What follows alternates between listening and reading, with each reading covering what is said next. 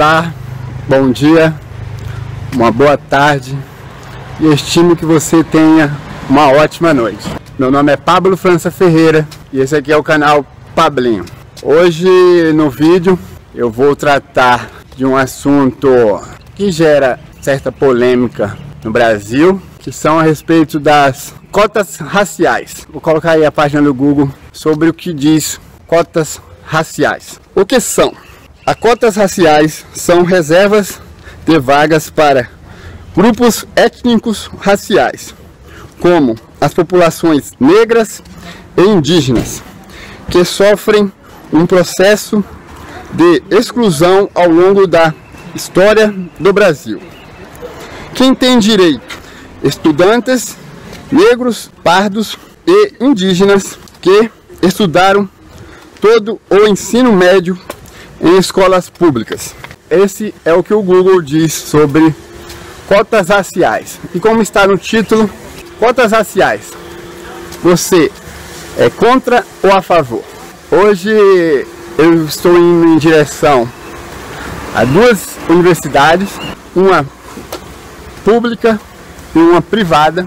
Estou indo primeiramente na privada, que foi a qual eu estudei, a Unicesumar, vai aparecer aqui, e lá vou fazer o seguinte pergunta aos estudantes e pretendo ver se consigo que a reitora do Sesumar possa me dar um momento de sua atenção em sua agenda para também responder essa pergunta. Cotas raciais, você é contra ou a favor?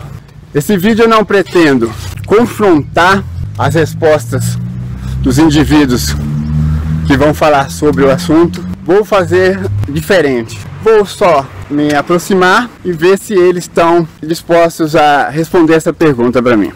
O objetivo é ouvir um estudante de universidade privada e um estudante de uma universidade pública sobre a mesma pergunta. A pergunta vai ser a que está no título. Cotas raciais, 2 pontos. Você é contra ou você é a favor? Essa vai ser a pergunta que eu vou fazer para os dois grupos de estudantes. O de universidade pública, que é a UEM, e hoje eu estou indo em direção à Unicesumar, a maior universidade privada da cidade de Maringá, ao qual eu trabalhei e estudei entre 2005 e 2006. Essa aqui é a rua do lateral do cemitério.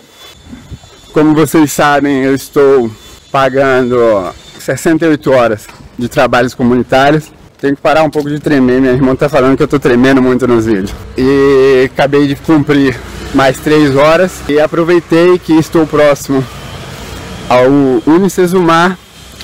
Estou indo em direção lá para fazer essa pergunta para os estudantes de uma universidade privada, o que eles entendem por cota racial, e provavelmente hoje ainda, se der tempo, eu irei à UEM, Universidade Estadual de Maringá, fazer essa mesma pergunta para estudantes de universidades públicas. Então esse é o intuito do vídeo: ouvir estudantes de ensino superior no sistema privado e estudantes de ensino superior no sistema público a respeito de cotas raciais. Desde já, deixe seu like, vai aparecer um sinal por aqui. Muito obrigado a todos vocês que vêm acompanhando meu conteúdo e vai que vai, irmão. Como eu sempre digo, e a rua me ensinou, se vacilar o cachimbo cai. Então, estou indo em direção ao Unicesumar. Vou deixar vocês agora com 2 pessoas do debate público, um contra e um a favor de cotas raciais, enquanto eu caminho até a universidade. Após ouvir os dois lados de pessoas que são muito bem conhecidas no debate público, eu volto da Unicesumar, beleza? Desde já, muito obrigado, fiquem na paz, sorte e sucesso. Vai que vai, irmão. Por que você é contra as cotas raciais? Boa pergunta. Porque eu acho não, né? Não funcionam, né? A gente tem que lembrar que a cota racial é uma política pública. Acima de tudo, é uma política pública. E política pública tem que ser vista com base em dados, com base em evidências, não na emoção. Então, por exemplo, o racismo existe? Existe. A solução para o racismo é todos os negros pagarem meia entrada no Maracanã? Não. Não é. Mas o racismo existe. Os negros... Não, cara, é que isso não vai afetar o racismo. Então, a cota racial é uma política pública. A política pública, meia entrada no Maracanã é uma política pública boa? Não. A cota racial é uma política pública boa? Não. Quais são políticas públicas boas para você melhorar a vida dos negros? Eu tenho vários. A cota racial é provado e não é uma boa política, que não acaba solucionando a questão educacional dos negros, a questão da posição dos negros na sociedade. É um projeto temporário que acabou virando permanente, tinha que ser renovado há 10 anos, a cada 10 anos tem que ter a renovação dela. Ano passado aumentaram para mais 10 anos. Então, tipo, então virou uma coisa permanente. É permanente, perde o seu sentido de ser. Perde o seu sentido de ser. Então, não melhora, estatisticamente não coloca mais negros na universidade, ou não coloca mais negros pobres na universidade. E se o negro não é pobre, não necessariamente ele deveria estar na cota racial, a não ser que você entre numa discussão de que os negros são inferiores aos brancos. Não, o negro rico tem que ter privilégio. Não, se o cara for negro rico, voltando, o que é a cota racial? Os negros não conseguem entrar no ensino superior. A discussão que o Thomas Sowell ele fala nos seus ações afirmativas ao redor do mundo é por que eles não conseguem?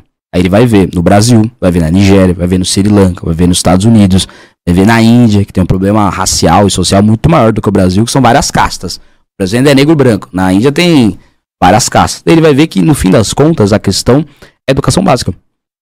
Um negro nasceu, um branco nasceu. Por que aos 16, 17, 18 anos, esse branco consegue passar na USP e o negro não? Eles não nasceram iguais? Aí qual que é a solução do o problema que ele identifica? A questão está na educação básica. A educação básica que esse branco teve foi melhor que a que esse negro teve.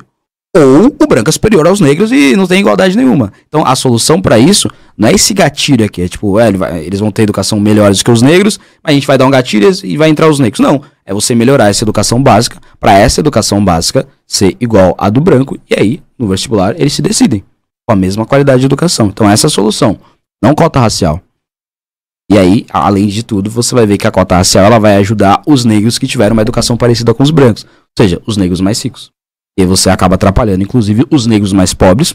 Tem uma matéria que saiu no ano passado, ou foi esse ano da Folha, que mostra que alguns negros estão tendo dificuldade de entrar na universidade porque eles colocaram a função cota racial e a cota racial ficou numa nota de corte maior do que sem usar cota. Porque os negros ficaram se dedicando muito e colocaram a cota racial. E aí a cota racial estava numa nota de corte maior do que a nota de corte normal, sabe, para todas as pessoas.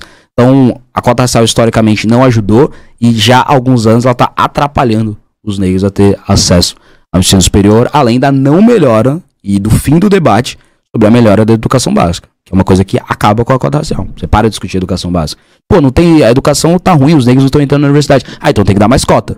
Não, pô, você pode até dar cota, mas você tem que melhorar a educação básica também. Não, já tem cota. Então inviabiliza o discurso, não favorece os negros, não melhora a educação dos negros e agora está atrapalhando os negros que selecionam cota racial.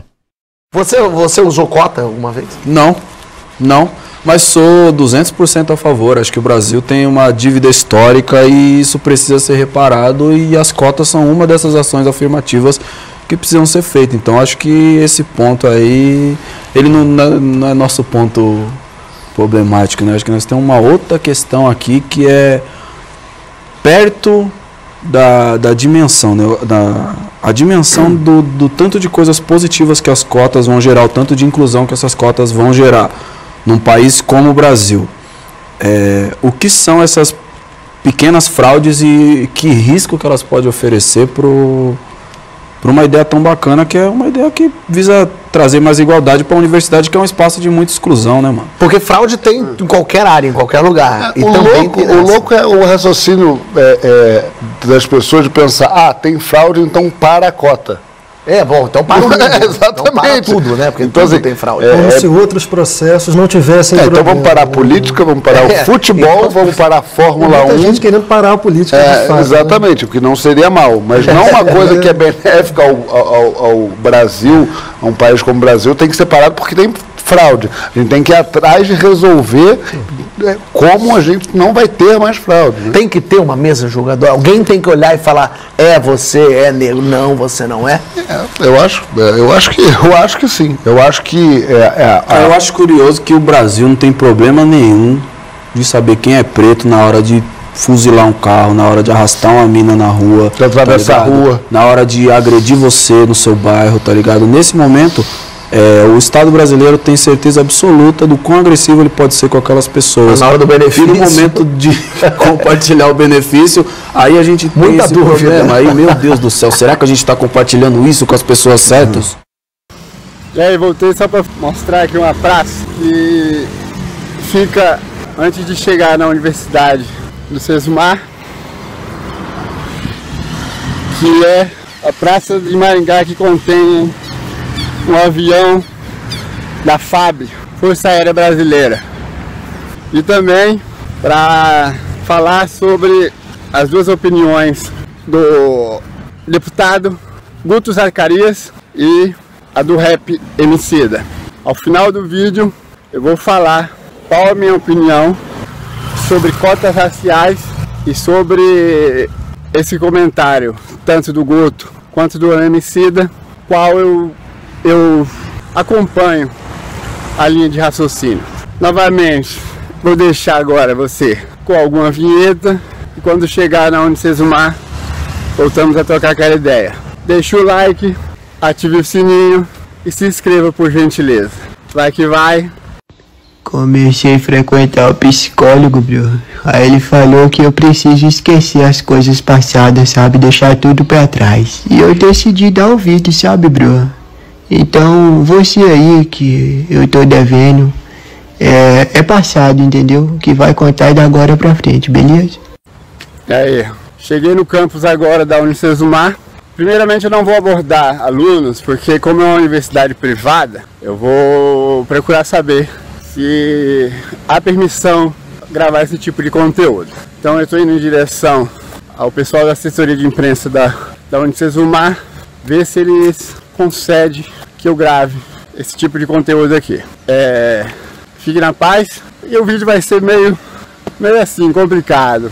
Para e vai, mas eu vou deixar vocês com mais uma vinheta aí do Galen, beleza? Já nós voltamos a trocar ideia.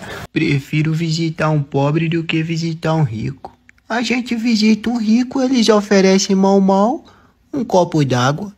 E agora visita um pobre pra você ver. É bolo, suco, café. E você ainda sai de lá com uma mudinha de planta e 2 fiotes de cachorro. Você tá doido? Voltei, não tive autorização para fazer vídeo na universidade privada. É um assunto meio complicado. A reitora Solange também não quis me atender. Mas valeu, professora. No meu tempo de estudante e do pessoal do audiovisual, eu era muito solicitado em suas aulas para entregar equipamento.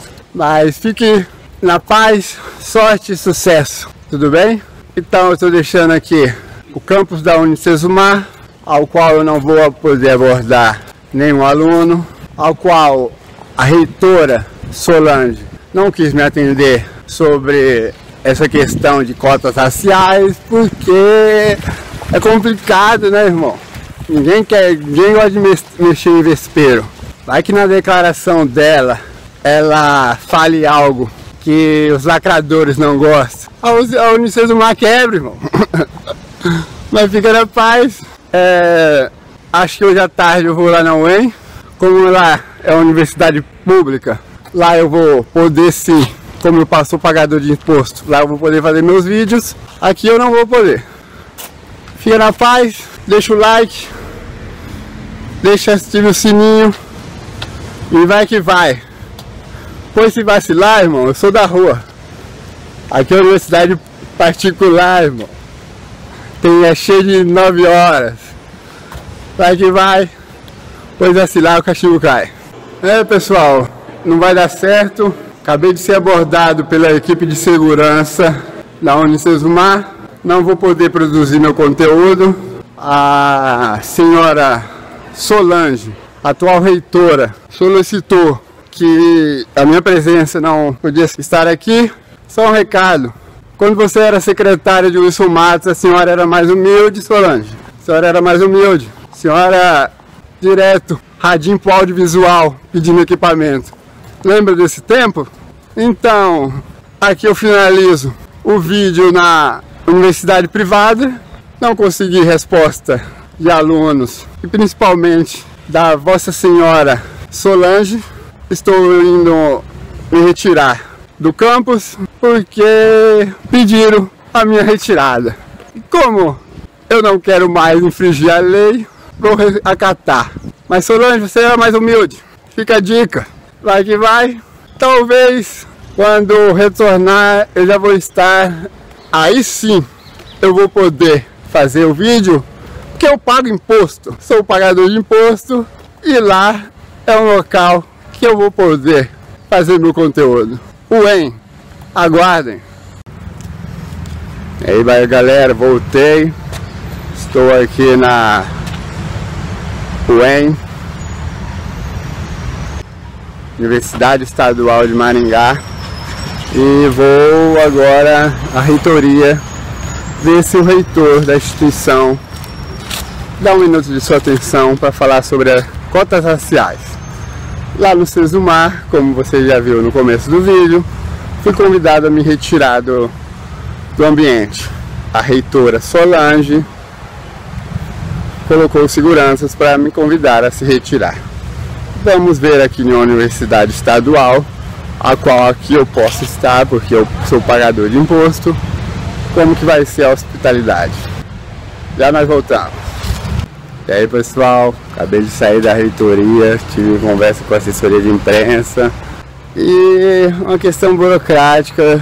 Eles vão conversar com o reitor, vão procurar saber como é o meu canal, para depois ver se o reitor vai ou não dar um minuto de sua atenção para nós conversar, ter um papo.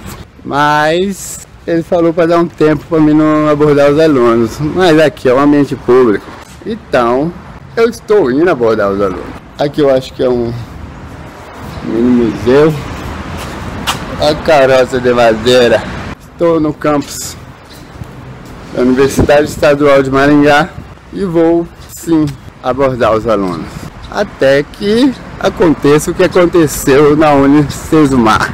Que os seguranças me convidem para se retirar do campus. Ao mais, ao girassol. Já nós voltamos. E aí, galera, estou aqui com o João, estudante de elétrica, e vou perguntar para ele a questão. Cotas raciais, você é contra ou a favor? Eu sou a favor, eu acho interessante as cotas raciais, só que eu acho que junto a isso também teria que ser associado uma maneira de manter o estudante aqui, porque não adianta só entrar, né? A gente vê muita questão de abandono. Depois que a pessoa passa no vestibular, ela vê que a questão não é só passar, mas é ter que aprender e conseguir aprender. Como o nível de defasagem do ensino público para o colégio, médio e a universidade é muito diferente, acaba que quando a pessoa que sai de um colégio público entra numa universidade pública, ela acaba desistindo porque é uma dificuldade muito maior do que qualquer coisa que ela tenha visto na vida, né? Então eu acho que as cotas raciais são importantes, mas elas têm que ser associadas com uma maneira de manter as pessoas dentro da universidade. Muito obrigado. Obrigado pela sua opinião. Tenha uma boa tarde. Valeu. Estimo, prosperidade, sorte e sucesso em sua vida pessoal e profissional, irmão. Valeu. Valeu? Muito boa obrigado. Sorte. E aí, pessoal, estou com o Luiz, estudante de administração, e vou perguntar para ele. Cotas raciais, você é a favor ou contra? Eu sou a favor, porque as cotas raciais ela é uma forma de garantir o acesso dos estudantes dentro da universidade e também corrigir um erro histórico. né, que foi a escravidão por muito tempo no Brasil, mas mais do que falar sobre as cotas, é falar sobre também a permanência dos estudantes dentro da universidade, que não basta só garantir o acesso, mas garantir também a permanência através da alimentação, da moradia estudantil e de várias outras políticas que são necessárias dentro das universidades públicas para garantir que esse estudante, além de entrar, ele permaneça e consiga concluir a sua graduação. É isso. Muito obrigado pela sua opinião.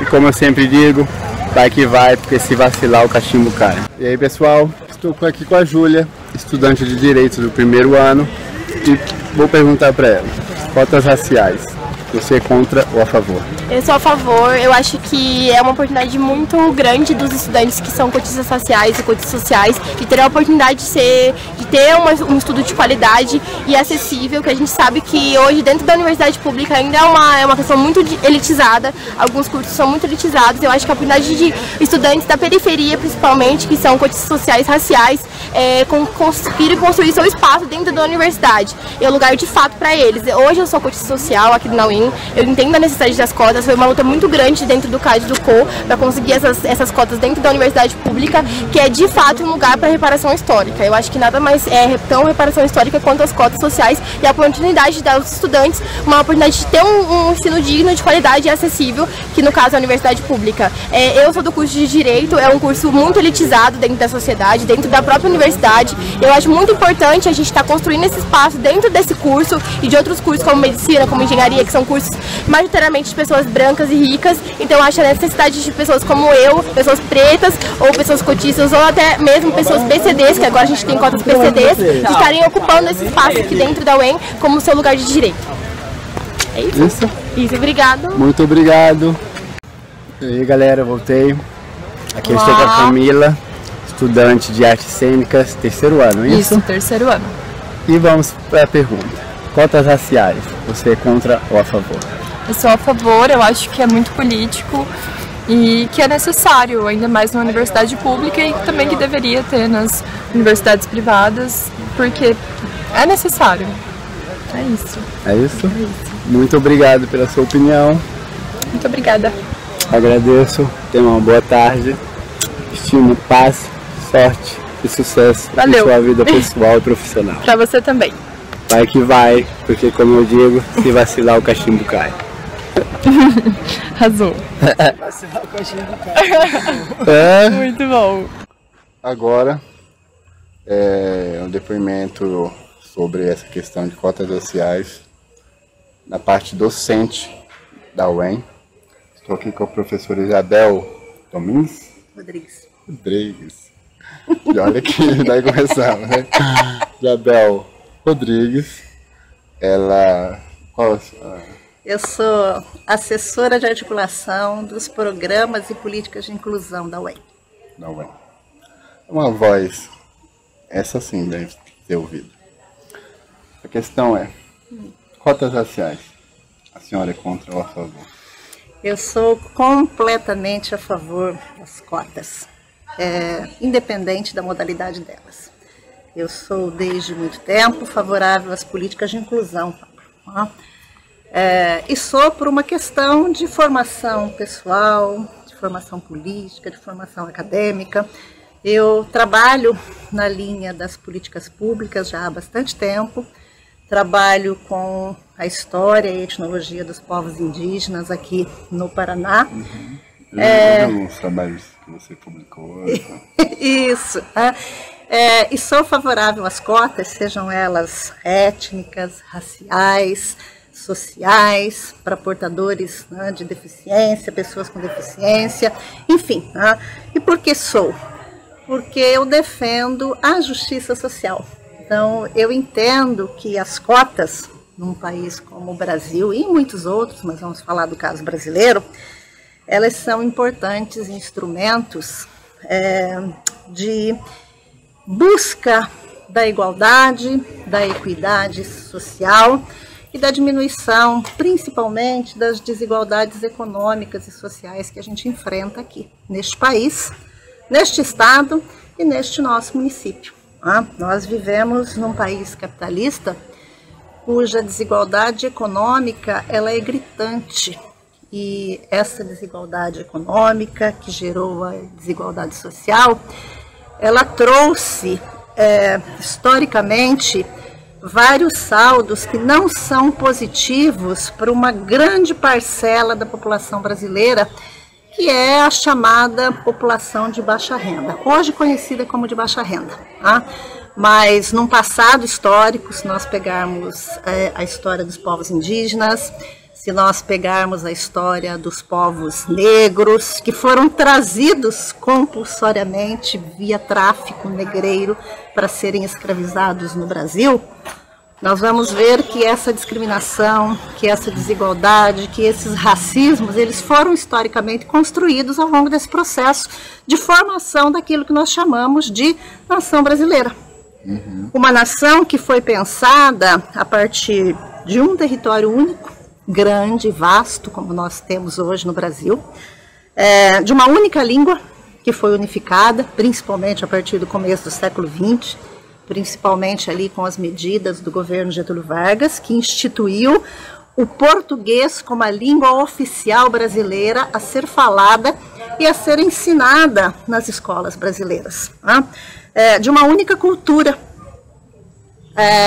no sentido de que a única cultura permitida é uma cultura que homogeneiza todos os povos, todos os grupos sociais, todos os grupos étnicos e todos os grupos raciais, como se todos fossem iguais. E não são. E as nossas constituições, desde a primeira, lá de 1824, até a que antecedeu a Constituição de 1988, tratavam e tratam toda a população brasileira de uma forma igual. Do ponto de vista jurídico, todos são iguais perante as leis. Mas do ponto de vista prático da realidade, não. Essa igualdade não existe. Então, nós somos iguais economicamente, nós somos desiguais, desculpa. Somos desiguais economicamente, somos desiguais socialmente, somos desiguais culturalmente. Nós temos uma vasta e múltipla cultura no Brasil, que a gente precisa encarar no plural. Então, nós temos culturas que são múltiplas e nós temos identidades que são múltiplas. Então, nós precisamos lidar com isso. Então, na atualidade, principalmente a partir da Constituição de 1988, que é a Constituição conhecida como Constituição Cidadã, nós temos uma Constituição dos direitos dessa diversidade, dessa multiculturalidade toda, que entende e que reconhece isso do ponto de vista jurídico. E que, como é uma carta magna, como é um documento jurídico, precisa ser respeitado e mais do que respeitado, precisa ser seguido. Então, essa desigualdade em relação à população negra, em relação aos povos indígenas, em relação às outras etnias e outros segmentos sociais e culturais, ela precisa ser conhecida. E na formação do nosso Estado Nacional Brasileiro, nós não tivemos uma história que ao longo desses vários séculos, principalmente a partir da Constituição do Estado Nacional, lá no século XIX, reconhecesse essa diversidade e ensinasse para a população, de forma geral, essas desigualdades, essas diferenças e as razões que levaram à criação dos preconceitos, das discriminações e dos racismos. O capitalismo, quem é estudioso do capitalismo, entende por que nós somos desiguais economicamente. Então, pensar as cotas, de forma geral, é pensar num momento de transição. Uma transição que pode durar 30 anos, mas pode durar 200 anos. Por quê? Porque nós precisamos reparar essa história. Nós precisamos restabelecer a participação social, política, econômica, dos diferentes grupos humanos na história do Brasil. E reconhecer o papel importante que cada segmento social teve. Ou reconhecer e conhecer, e a gente só vai reconhecer quando a gente conhece a história dessa gente, reconhecer o quanto esses segmentos, vamos usar dois, os povos indígenas e os povos negros, foram injustiçados durante a Constituição da história brasileira. Povos que foram excluídos. Povos de quem? Primeiro, eles foram tirados dos seus territórios. Foram trazidos da África para cá contra a vontade. Foram capturados lá por etnias inimigas, vendidos aos europeus e trazidos como povos escravizados aqui. Para quê? Para cumprir um papel que não era um papel único. Era um papel importante na economia, porque o tráfico, antes de ser tráfico, ele era um negócio. Um papel importante na economia, sim, um negócio lucrativo, e depois cumprir um papel que a sociedade brasileira impôs, que era o papel de ser escravizado, de trabalhar da forma que impediu que eles tivessem a sua dignidade, as suas autonomias, e mesmo após a abolição, foram muitas vezes não apenas discriminados, não apenas sofreram racismos, mas que foram criminalizados pelo fato de serem negros. Criminalizados por quê? Porque hoje existe, inclusive, um pensamento na sociedade brasileira que os negros são as pessoas que mais probabilidade para criminalidade têm. Por quê? Porque eles são naturalmente os criminosos, os bandidos. Se entende que é pelo fato de que eles são pretos, de que eles não são capazes. Então, foram teorias políticas, teorias filosóficas, teorias históricas, sociológicas, que criaram essa ideia da inferioridade dos povos negros e dos povos indígenas na sociedade. E, como tal, deram a eles o lugar que lhes cabia na sociedade. Qual era o papel dessas populações? Essas populações deveriam trabalhar. Ao branco de origem europeia, a ideia de que ele era a pessoa que pensava, a pessoa que administrava, seja do ponto de vista econômico, do ponto de vista político, e aqueles menos desprovidos de capacidade intelectual, como foi dito e foi ensinado, e foram criadas várias teorias para comprovar essa inferioridade, atribuíram a esses povos. Com a abolição, o que acontece? A abolição aconteceu porque os republicanos, ainda antes da República, eram favoráveis a que não tivesse mais a escravidão por uma questão de humanidade? Não, por uma questão econômica também. Então, os negros, os indígenas, ficaram abaixo na cadeia de distribuição econômica. E quem são essas pessoas? São as pessoas que constituem as camadas empobrecidas. Nesse conjunto, nesse processo de coisas, então pensar uma nação não é só pensar na questão política, mas é pensar também na questão econômica e é pensar nas instituições do Estado, sejam civis ou não sejam civis ou sejam religiosas, que atribuiu para diversas dessas instituições qual era o papel delas na formação dessa nação brasileira constituída por uma única raça, uma única cultura, uma única identidade. Então, em nome dessa unidade homogênea de uma nação brasileira, se colocou na pirâmide social o branco europeu, o negro africano e o indígena da terra, ou como se chamava, o negro da terra. Quais os papéis? Os papéis subalternos, os papéis de servidão, os papéis de escravos. Nesse contexto.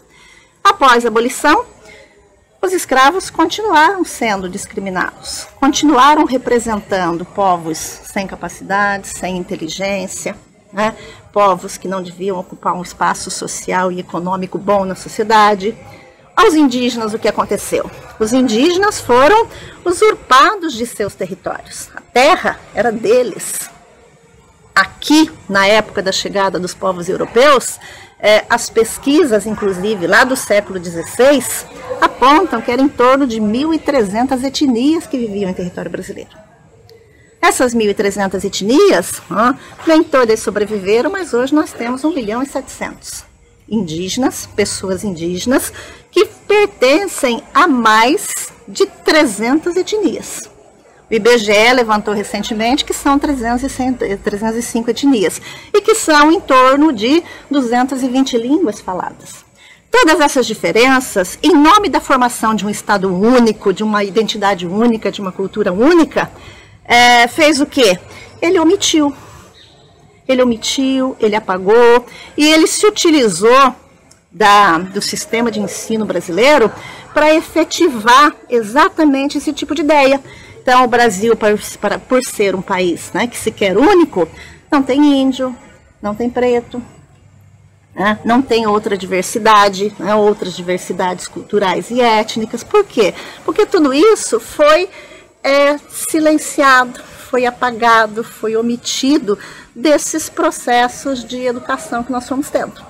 Então, quando a cota aparece, né, e tem uma coisa que ninguém reclama, eu nunca vi, eu não conhecia nos anos 70, né, eu sou uma pessoa de mais de 50 anos, eu não conhecia quando eu entrei na universidade nos anos 80, eu nunca tinha ouvido falar da lei do boi, uma cota que foi criada nos anos 60 para atender aos filhos dos fazendeiros. Nunca vi ninguém reclamando na universidade das cotas para os filhos de fazendeiro. Você conhece porque você é um estudioso. Mas as pessoas não.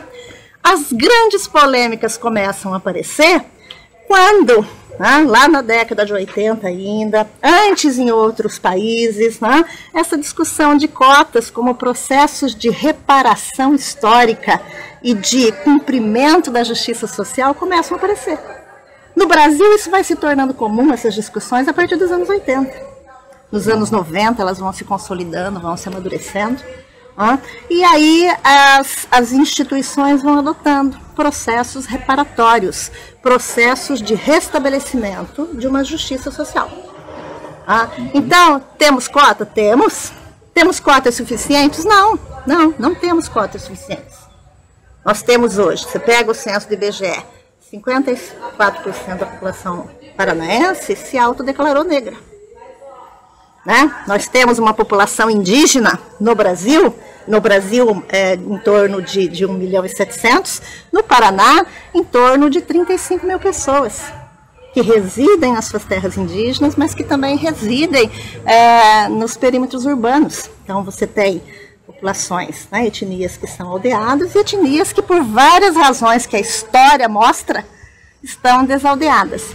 Então, nós precisamos defender, aqui como instituição, como pessoa, eu falo isso muito tranquilamente, nós precisamos defender essa reparação e buscar essa justiça social. E como é que nós vamos buscar isso? Nós vamos buscar com as cotas. Por quê? Porque a universidade é uma instituição do sistema de educação brasileiro. Elitista, gente. A universidade traz processos seletivos. Existem vários processos seletivos.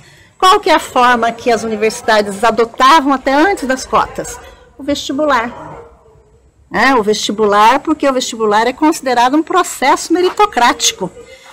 É importante a meritocracia? Mas a meritocracia não é um processo simples. A meritocracia, ela deve ser defendida, por exemplo, quando todas as pessoas que estão disputando as vagas num processo seletivo, elas vêm com as mesmas condições econômicas, sociais, culturais, educacionais. Se nós não tivermos as mesmas condições, nós não teremos uma meritocracia de fato. Nós vamos dizer, tá vendo? Não falei para você que lugar de preto é na cadeia, que lugar de índio é lá na aldeia se civilizando, e que a aldeia tem que acabar? Então é nesse sentido. Então eu continuarei sendo uma defensora das cotas raciais, das cotas sociais, das cotas étnicas, das cotas para todas as minorias sociais, para que elas tenham um espaço na universidade, para que elas tenham um espaço na sociedade. Ok, então. Desde já. Obrigado. Imagina, é uma alegria conversar com você. Essa aqui é uma professora que eu não conhecia e me aproximei, fizemos uma amizade.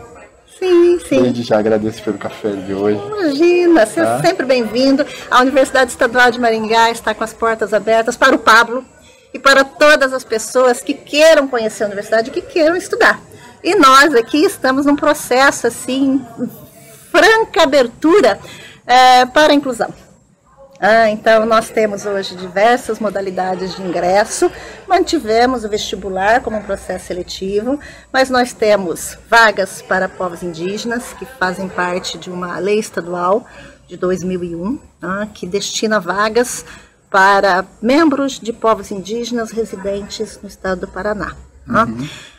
Nós temos vagas para PCD, nós temos as cotas sociais, nós temos as cotas para negros, que é assim que a gente nomeia, são cotas para negros.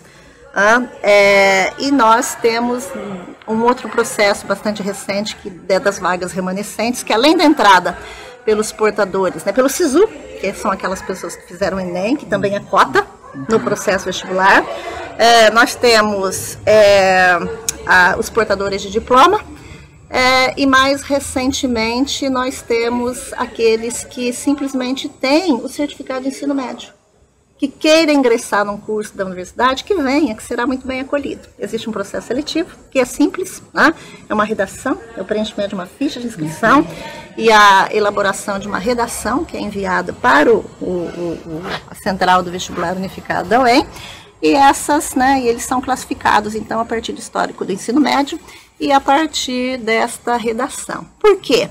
Porque a universidade é pública, gente. Essa universidade, cada pedacinho, cada parafuso que tem aqui, utilizado na construção dos blocos, dos espaços de aula, dos laboratórios, é feito com dinheiro público. É para o público, que a universidade está voltada, e é o público que ela tem que atender. E existem vagas, gente. Nós temos 81 cursos hoje. Aqui na sede, em Maringá, e nos outros campi, que estão ao todo. Então, nós temos a UEM e temos mais 7 cidades onde nós temos os chamados campos regionais. Então, toda a população é muito bem-vinda. Venha aqui, disputar uma vaga, venha solicitar uma vaga, que vai ser bem-vindo. Muito obrigado. Obrigada a você por me ouvir, por querer conhecer o que nós temos aqui. E como eu digo, vai que vai, porque como a rua me ensinou, se vacilar o cachimbo cai. Foi.